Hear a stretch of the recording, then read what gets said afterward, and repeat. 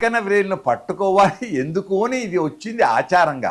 చిటికన వేలును పట్టుకుంటే ఆడబిడ్డలు పుడతారుని పెద్దల యొక్క వాక్కు.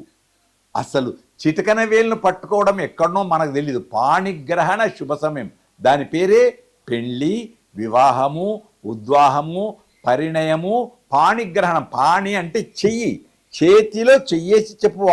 సినిమా కవులు కూడా అదే చెప్పారు. పూర్తి చెయ్యిని పట్టుకునే సప్తపది ప్రదక్షిణ చేయాలి తప్ప చిటికన వేలు ఫోజ్ కోసం, షో కోసం పెట్టుకుంది తప్ప చిటికన వేలు పట్టుకోకూడదు.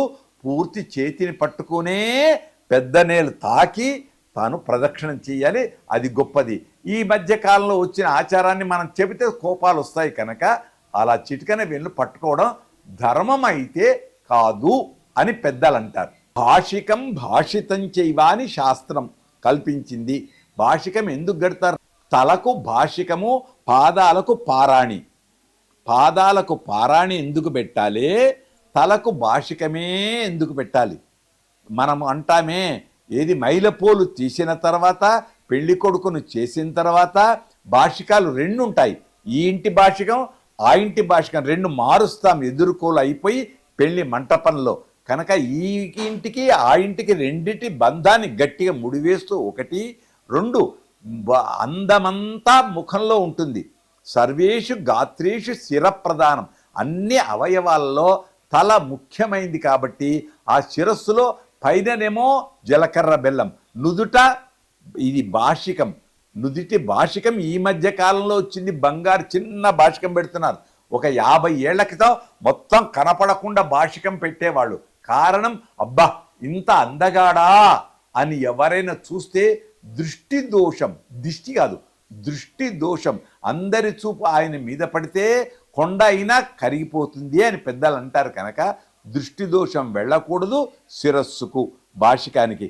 పాదాలకు అదే దోషం, బ్యాక్టీరియా రాకూడదు. అందుకోసం రెండు దృష్టి దోషం కోసమే పారాణి కానీ అది కానీ.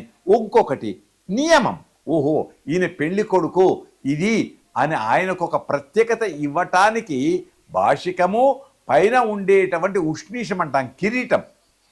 కిరీటం మగపిల్లవాడికి నారాయణుడు అలంకార ప్రియుడు, వచ్చిన పిల్లవాడు పెళ్లి పిల్లవాడు నారాయణుడు.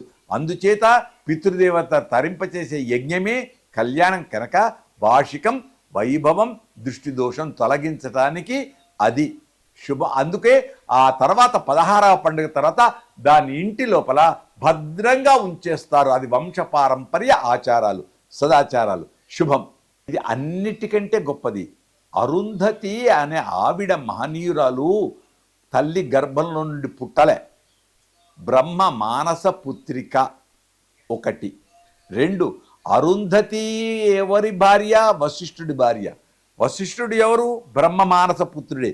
బ్రహ్మ మానస పుత్రుడైతే అరుంధతి అపూర్వమైన అందకత్తె. ఆమెను బ్రహ్మ వశిష్ఠుడి దగ్గర ఉంచాడు. వాస్తవానికి అన్న చెల్లి కావాలి బ్రహ్మ మానస పుత్రిక అంటే. కానీ ఎప్పుడు అందాన్ని చూచి వశిష్ఠుడు మోహించలే.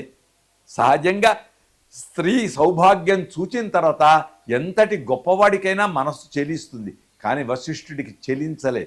అందుచేత ఆ బ్రహ్మ మళ్ళీ తిరిగి ఇతడే తగును అని ఇచ్చారు. అంతేకాదు మళ్ళీ ఇంకొక కథలో, పురాణ కథలలో మళ్ళీ మనం వినాయక చవితి నాడు వింటాం.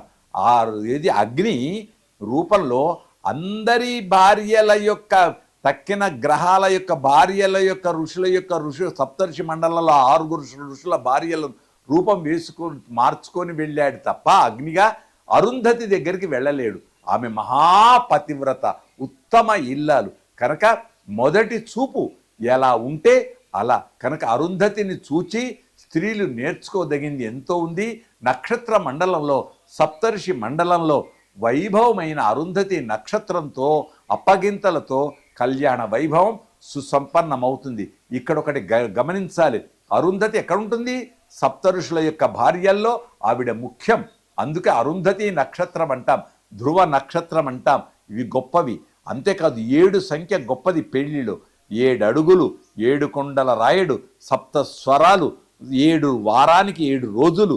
కనుక అన్నిట్లో శ్రేయస్కరం అరుంధతి నక్షత్ర దర్శనం సౌభాగ్యానికి మూలం. ఆవిడ ఏదో అనుకోకుండా అరుంధతి వలె పాతివ్రత్య నిష్ఠతో నేను కూడా ఉత్తమ ఇల్లాల్ని అని ఆ వంశ అందరి చేత అనిపించుకొని పొగడ్తలకు ఒగ్గకుండా ఎదిగిన కొద్దీ ఒదిగి ఉంటూ అరుంధతి వలె ఈవిడ వర్ధిల్లాలి సౌభాగ్యంతో అనే ఆచారంలో ముఖ్యమైన ఆచారం అరుంధతి నక్షత్ర దర్శనం.